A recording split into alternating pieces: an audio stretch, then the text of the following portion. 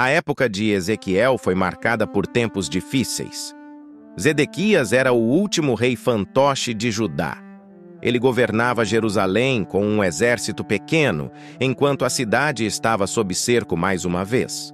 O exército de Nabucodonosor capturou Zedequias e, diante de seus olhos, mataram todos os seus filhos, encerrando a linhagem real. Para tornar a tragédia ainda mais brutal, arrancaram os olhos de Zedequias, fazendo com que a última coisa que visse fossem seus filhos sendo mortos. Logo em seguida, Nabucodonosor ordenou a destruição total de Jerusalém. Ezequiel, no entanto, foi chamado para pregar nesse momento crítico. Apesar de estar a milhares de quilômetros de distância de Jerusalém, na terra da Babilônia, sua mensagem era crucial. Devido à maldade do povo de Israel, o Senhor permitiu que Nabucodonosor invadisse e conquistasse sua terra. As pessoas se tornaram cativas na distante Babilônia, desanimadas e abatidas. A visão do Vale dos Ossos Secos trata principalmente dos filhos de Israel, mas também tem implicações práticas para nossas próprias vidas. Ezequiel, no capítulo 37, versículos 1 e 2, foi levado pelo Espírito do Senhor e colocado no meio do vale, que estava cheio de ossos secos. Esses ossos estavam espalhados pelo vale e estavam extremamente secos. O Senhor queria que Ezequiel experimentasse a secura e a falta de esperança da situação. Muitas vezes, em nossas vidas, nossos lares podem se deteriorar e se tornar como um monte de ossos secos se ignorarmos as palavras de Deus e negligenciarmos os princípios que Ele nos deu.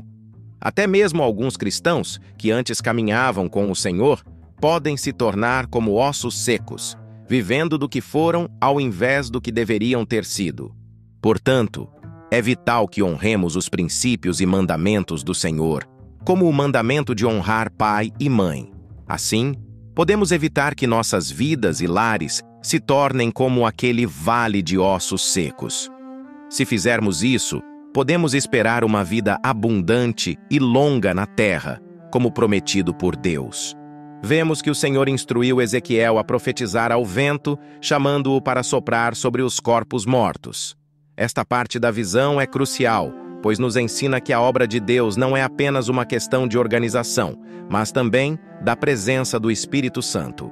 Algumas pessoas podem acreditar que a obra de Deus é realizada por meio de organizações e estruturas, o que é importante, mas não deve ser subestimado. No entanto, mesmo que tenhamos nossas vidas e igrejas organizadas, se não tivermos o sopro do Espírito Santo, estaremos mortos espiritualmente. Uma igreja, por mais organizada que seja, sem a presença do Espírito, é como um corpo sem vida. Ezequiel recebeu a ordem de Deus para clamar ao vento e dizer: Assim diz o Senhor Deus, vem dos quatro ventos, ó Espírito, e assopra sobre estes mortos para que vivam. Isso nos ensina que a vida espiritual, o renascimento e o avivamento vêm pela ação do Espírito Santo, que é representado pelo vento na visão de Ezequiel. Da mesma forma, em nossas vidas e em nossas igrejas, precisamos da presença do Espírito Santo para trazer vida espiritual, renovação e avivamento. Assim como Ezequiel obedeceu à ordem de Deus e profetizou ao vento, nós também devemos clamar ao Espírito Santo em nossas vidas, buscando a sua presença e o seu poder para que possamos viver uma vida espiritual vibrante. Lembrem-se das palavras de Jesus em Lucas, capítulo 18, versículo 27. O que é impossível para os homens é possível para Deus. O avivamento e a renovação espiritual são possíveis quando confiamos na ação do Espírito Santo, assim como Ezequiel confiou na ordem de Deus. Neste ponto da visão de Ezequiel, podemos perceber que a palavra e o Espírito de Deus são essenciais para a revitalização espiritual de qualquer pessoa ou comunidade. Assim como os ossos secos precisavam da palavra para serem restaurados e do Espírito para receberem vida, nossas vidas espirituais também dependem desses elementos. A palavra de Deus é viva e eficaz, penetrando profundamente em nossa alma e espírito, discernindo nossos pensamentos e intenções. Ela nos traz vida espiritual, renovação e avivamento. Através dela, somos gerados de novo pelo Espírito Santo, tornando-nos seres viventes espirituais. A obra do Espírito Santo é fundamental em nossa jornada espiritual. Ele é o sopro divino que infunde vida em nossos corações. Tal como Deus formou o homem do pó da terra e soprou em suas narinas o fôlego de vida, assim Ele também nos renova através do Espírito Santo, quando aceitamos Jesus Cristo como nosso Senhor e Salvador.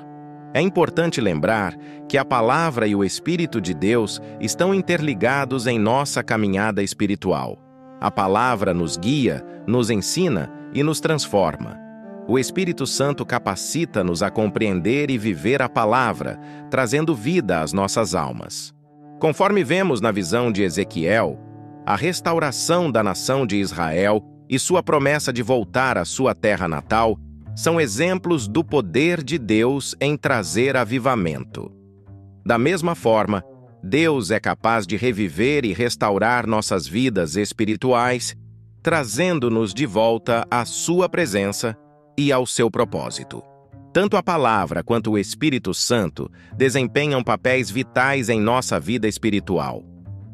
Quando compartilhamos a mensagem de esperança com aqueles que ainda estão espiritualmente mortos devido ao pecado, podemos ser testemunhas de um avivamento poderoso.